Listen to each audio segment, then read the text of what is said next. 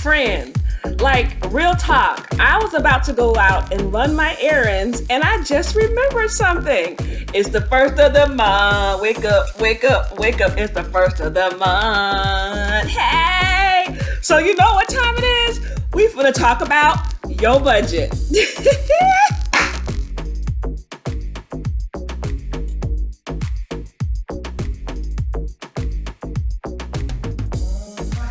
So, let's start with the basics.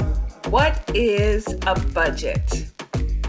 A budget is, simply put, a spending plan. A budget basically tells your money what to do. It gives your money a job. A successful budget is well planned, realistic, flexible, and clearly communicated. It helps you to live within your income, to spend money wisely. It helps you to reach your goals. When you have a budget, you are in control of your life. Alternatively, if you don't have a budget, guess what? Everybody else is controlling your life. So the first step in creating a budget is to set a financial goal. And I know that sounds a bit lofty. It may sound like I'm telling you to plan for a big purchase, which is fine, but in this particular case, we're going to take it in baby steps. And when I say set a financial goal, I'm basically saying what it is that you need first. Need your money to do. You need somewhere to stay. You need transportation. You need food. And you need toiletries. So setting financial goals to cover those needs, that's the beginning of creating a budget. If you remember back in one of my very first videos, and I was mentioning about know what you owe. Knowing what you owe is very important to a budget, to set your financial goals. Step number 2 is estimate your income.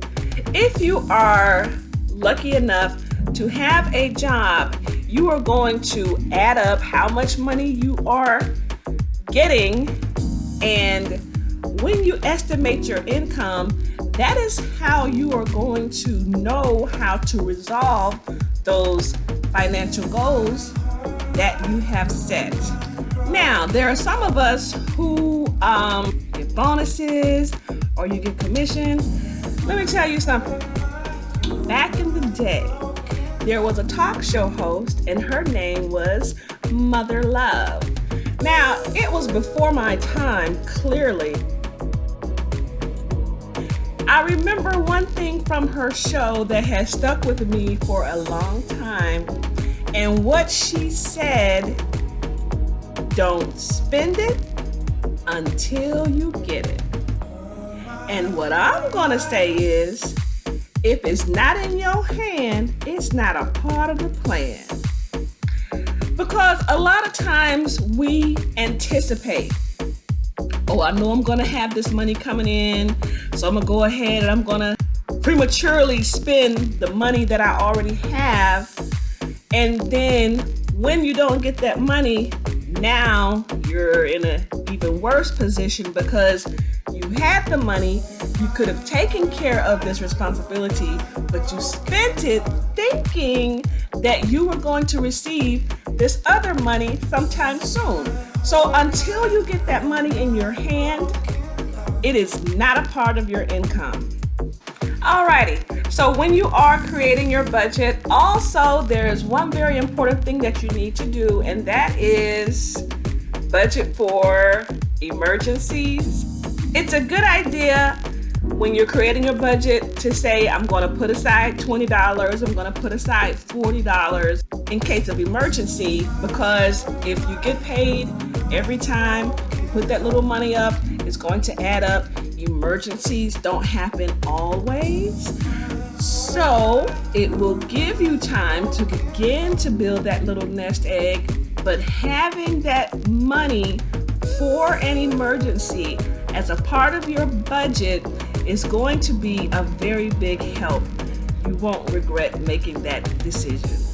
The next step in creating a budget is recording what you have spent. After all of this talking is just hot air.